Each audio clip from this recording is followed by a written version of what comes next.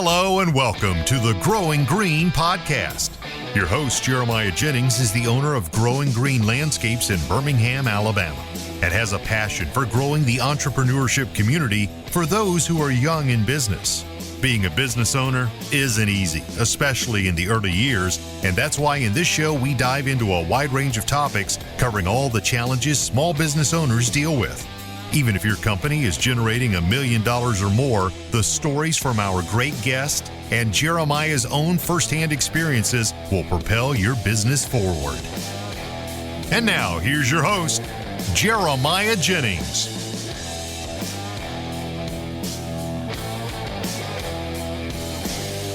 What's going on, everybody? Thank you so much for tuning in to episode today here on the Growing Green podcast. It's your host, Jeremiah Jennings, and I am super excited to come to you today with another fresh episode for your Friday. Fall is in the air here in Alabama. We're still getting 80-degree days, 82s, 85 some days, but the evenings are really starting to feel nice. Early mornings are feeling good, 58s to 62, 65s. That is something that we don't see from about the end of March, very, very early April to now. So we got, what is that? May, pretty much all of April, May, June, July, August, September. We got 6 months where we don't get that ever. Our nights are 77 to 82 most nights. So it's a hot, muggy environment here in the old sweet home, Alabama. But anyway, we are doing well. We're doing well. I know you didn't ask, but I just wanted to let you know we are doing well. And we have had some challenging weeks, some challenging months this year. But man, I'm so thankful today. You know, I wake up with just a spirit of gratitude some days. And I sit here and I'm like, man, this life is stressful. This business is stressful. Takes a lot mentally, physically, emotionally. Just a lot goes into it. But then I get to sit there and think, and I see stories and videos and pictures of people whose families are suffering, and I get to sit here and say, you know what? I wake up every day. This is not a given, right? This is literally, you should thank God every single day for this. Up till now, I've woken up every day with a healthy body that can get out of the bed and put 2 feet on the floor, a healthy wife that can do the same thing, and 2 healthy kids that wake up crying every day. And Jack's to the point now, he doesn't cry as much anymore when he wakes up. He is usually like, all right, I want my snack and my milk. So I'm going to have a good breakfast snack and sit here and watch some Paw Patrol. So it's a fun toddler stage that we're in with him now. But Tate wakes up crying and ready to eat as well. So, you know, and the human body just lives off of food, just lives and dies by food. So starts in an early age, if you can't tell. But we really are doing well, and I'm so thankful that we have that opportunity. And, you know, I want you to sit here and think really quickly about possibly you may be in a challenging position. You may be in a bad financial spot. You may have broken down equipment. You may not be getting jobs done. You may have low lead flow, right? All those things can really hurt you, right? You may have rough turnover on employees. You know, those things do matter. I'm not trying to discount that at all. What I am saying is that you need to count the things that really, really, really matter at the end of the day. Because if you wake up today or tomorrow and you go to the doctor and you're told that your spouse or your kids have cancer, like, all of your other problems that you feel like are running your life right now all fall to the wayside. Lead flow doesn't matter. Employees don't matter. And I say that in a way of like, I'm not going to throw my employees to the curb, but it's like, if you're having trouble with turnover in that moment, like the turnover is not what takes precedent in your head. And I see so frequently people with just a negative spirit, a negative like, woe is me. And this is not that common, right? This is not, I don't want to sit here and like try to preach at you today. But I do see a lot of people that are like, woe is me, and we're just having a rough time, and I can't seem to get over it. I'm just going to go get a job, and this, that, and the other. And, like, guys, guess what? It is easier to go get a job. Like, 100%. No one's telling you that it's not. I would be lying if I sat here and hadn't tossed around in my head days where I'm like, I could go sell for a big company, just be on the road some, be a really good salesman, and make a couple hundred G's and be sitting all right, without the stress of managing people and managing equipment and running jobs and closing jobs and all this stuff. But that's not what my purpose is. Like, at this point in life, that's not where I feel like I'm meant to be. And so I just want you to, like, think about that today and in the next couple weeks of what kind of impact are you having. And this kind of hit me a couple years ago where I was like, I realized that I'm really not a negative person. Like, my inner being is not a negative person. Like, I love people. I enjoy spending time with people. I enjoy going and doing and having community around me, right? I think there's part of me that, like, some emotional thing, I don't know, when I was in high school in early 20s was like, I would act like, that's annoying, I don't want to do this, I don't want to do that, this, that, and the other. And that's something I've really tried to change the last couple of years, because to people who don't really know you, right, people who don't really know you, that's how it comes across, that you're like a very negative person. And I just don't want that to be who I am. Like, that doesn't embody, one, it doesn't embody like who I am personally.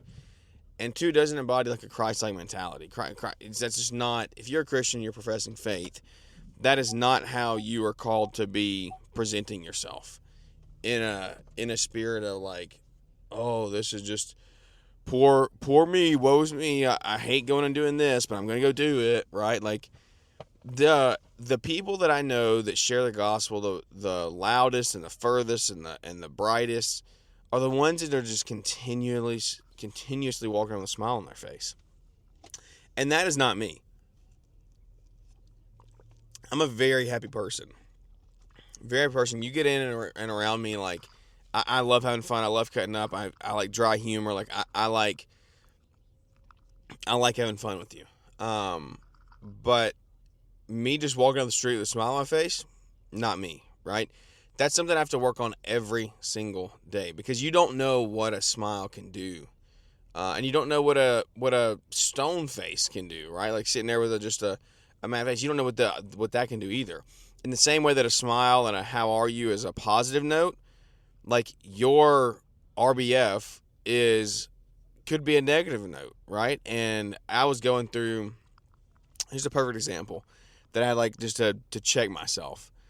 I was going through a gate for a neighborhood that we work in that's gated, and they keep a guard out there, and they've gone through so many different security things the last couple years, and everybody knows going in there. It's just annoying. It's a really large neighborhood. There's visitors in and out all day, every day.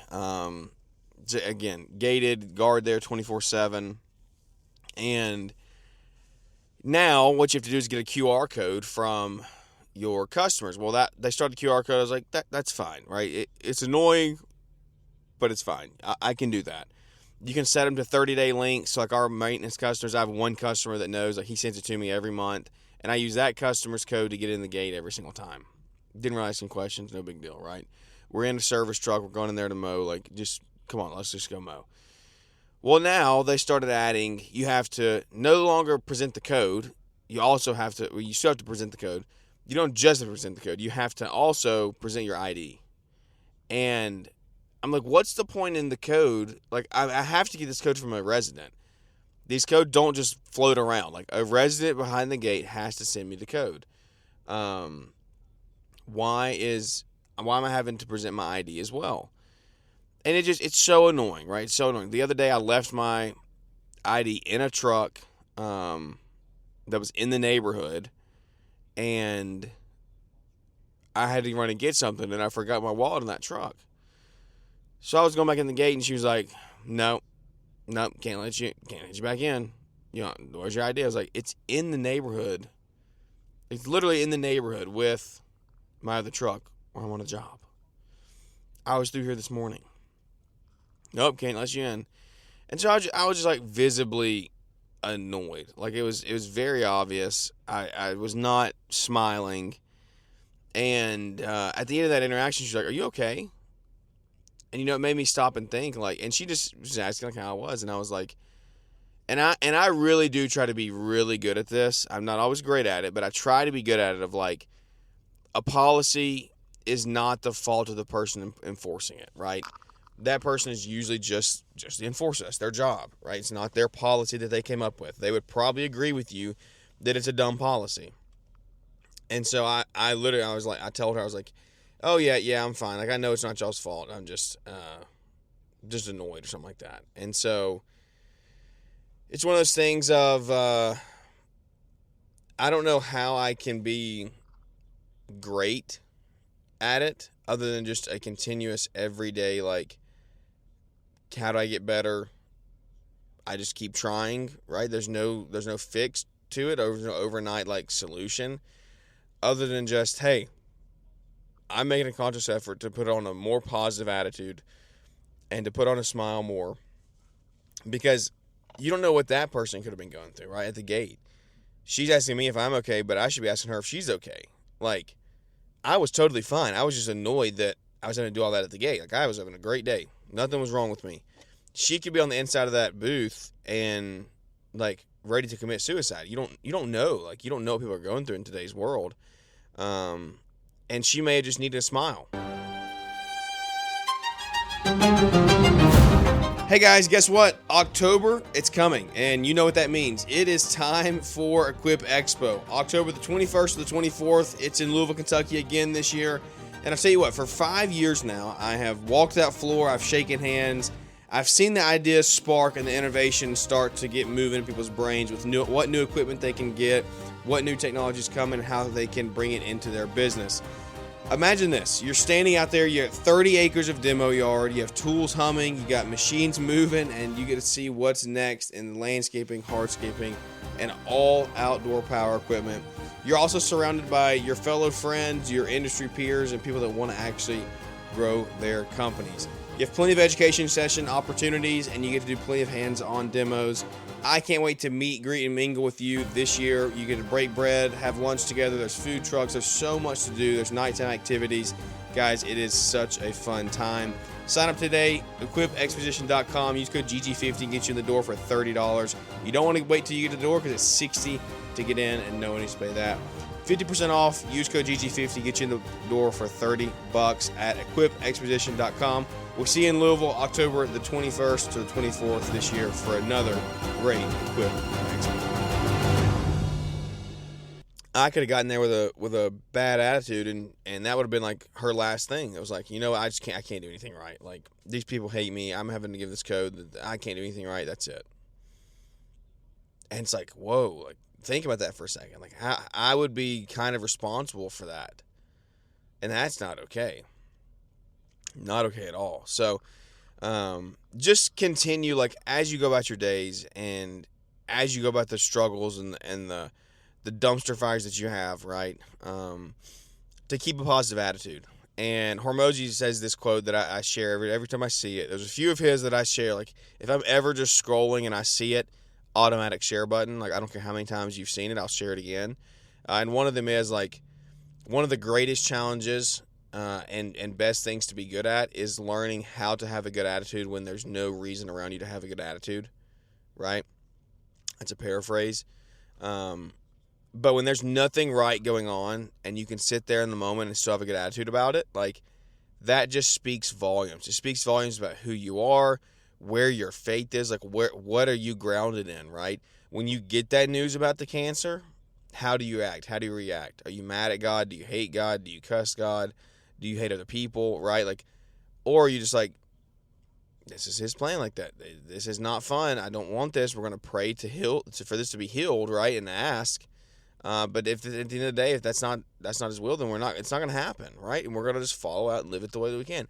I have seen so many people in my 25 years of being alive, who have lived served the life that they needed to live. Like, they have fought the good fight, they have finished the race, and they got called home, like, with cancer or a stroke or something like that, some sudden thing, or some suffering through cancer. One of the greatest pastors that I ever sat under battled cancer for 3 years and had no reason. Was an amazing pastor sharing the gospel to hundreds and hundreds of thousands of people, right? But had to fight cancer and leave a wife and 5 kids and grandkids at home here on earth. And it's like, why? But during that process, the way that he embodied, like, what it was, his faith, his literally, it was one of the most moving things I've ever heard in my life. He preached on a Wednesday night and he died on a Friday, I'm pretty sure. That Wednesday night was the most raw, like, unscripted, just Holy Spirit filled message of, like, only God. That was his statement. His statement was only God. And that's what's on his tombstone.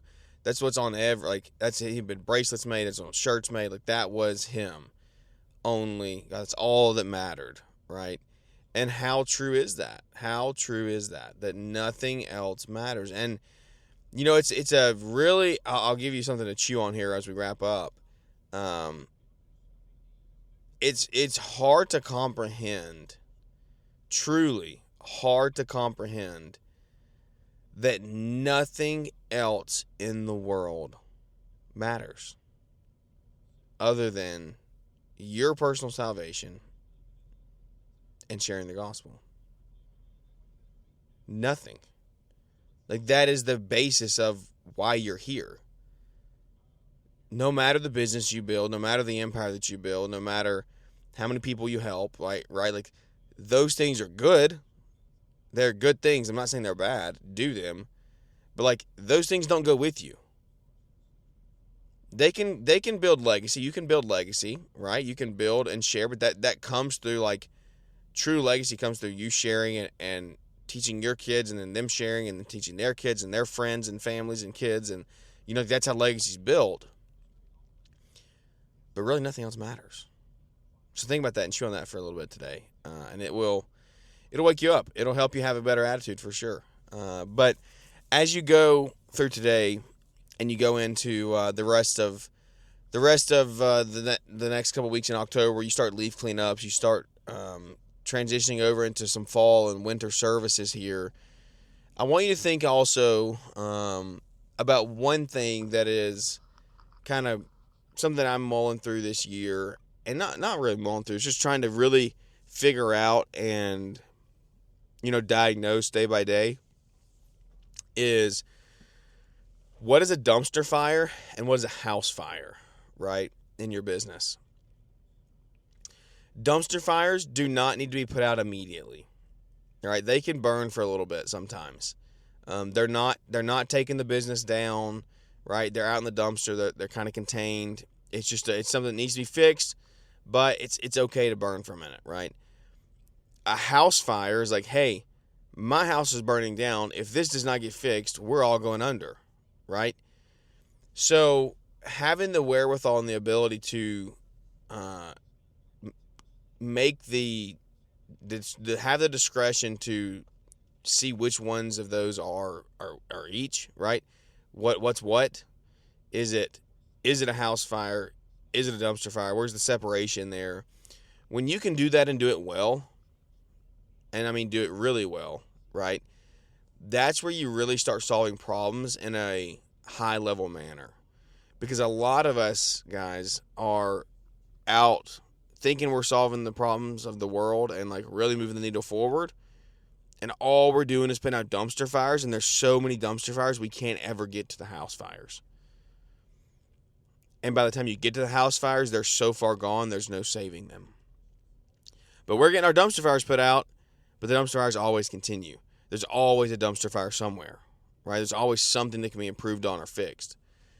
And so you have to sit here and think, like, what is a dumpster fire? What is a house fire? And I would love for you to think through that and come up with those things and come talk to me. Like, talk to me at Equip, talk to me at LAL. Like, where are some fires that you're having in your business? Are they dumpster? Are they house? and in your life as well, right? Like, guys, you can tell, like, I'm not just here to talk business with you. I'm here to talk your life and like, you grow in your personal walk, your personal faith, your leadership, your parenting role as a father, your spousal role as a husband, right? Are you doing those things, doing them well? No one expects you to do it overnight. No one expects you to have it all figured out and be perfect. You just need to be trying every single day. And so, I hope that you can go through today and maybe the next couple of weeks with a positive attitude and a outlook on life of how can I be more consistent and more just like apt to put a smile on my face. What does that take from me? Is it what kind of conscious effort does that take daily? What do I have to do? What kind of habits do I have to change to make myself do this and do it well? And you may have to change some habits, right? You may need to be changing the music that you're listening to, because that music may not be helping you in a positive way. It could be holding you back. And guys, I think music has a ton to do with like your attitude, the way you look at things, the outlook you have on life. Like, that has a lot of pull on that. And there's a lot of guys out there who just are listening, and girls that are just listening to trash because it's good, and that's what the world puts in, right? It's really good music. But like, it's not good for you. It's not good for your soul. It's not good for your spirit. It's not good for any part of you. Literally none. Other than you saying, oh, this is good. Like, it's not. It's not at all. I want you all to have a fantastic weekend. Spend some time with your family. Spend extra time with your family. Put a smile on your face. Make sure that you are trying to embody a spirit of happiness, a spirit of giving, a spirit of welcoming, and saying, hey, are you okay? Ask someone if they're okay. Because I'm telling you, that girl asked me, she didn't have any intention behind it. But like, that hit me hard. I was totally fine. But I was put on an unnecessary attitude. And she saw it enough to say, are you okay? Don't let that be you. You be that person that's checking on other people. Make sure that you are growing every single day, guys. You can get your Equip tickets until October the 19th for GG50. That's the code there. And you're getting 50% off. That is $30. It's $60 if you don't use the code. After October the 19th, it's $120. And then you can still use the code, but you got to pay $60 then. So if you want to wait until the very, very last minute and pay $60, sure, you can do that. You still got to use the code GG50. If you don't use the code, you're in there for $120. Nobody wants that. So we're seeing Equip. We'll see at Equip in Louisville just about 10 days from now. So it's going to be an exciting week. I'm excited. I can't believe it's already here. Lots of big stuff happening. Lots of content coming out there up there. Some things we're doing, and we'll be posting about that here in the following days. Just kind of prepping and planning and hoping you can come hang out with us for a little bit. So without any further ado, guys, I appreciate you. I love you. I care about you. If I can ever help you, please let me know. You know how to get in touch with me. Email, DM, whatever. Phone call if you have my number.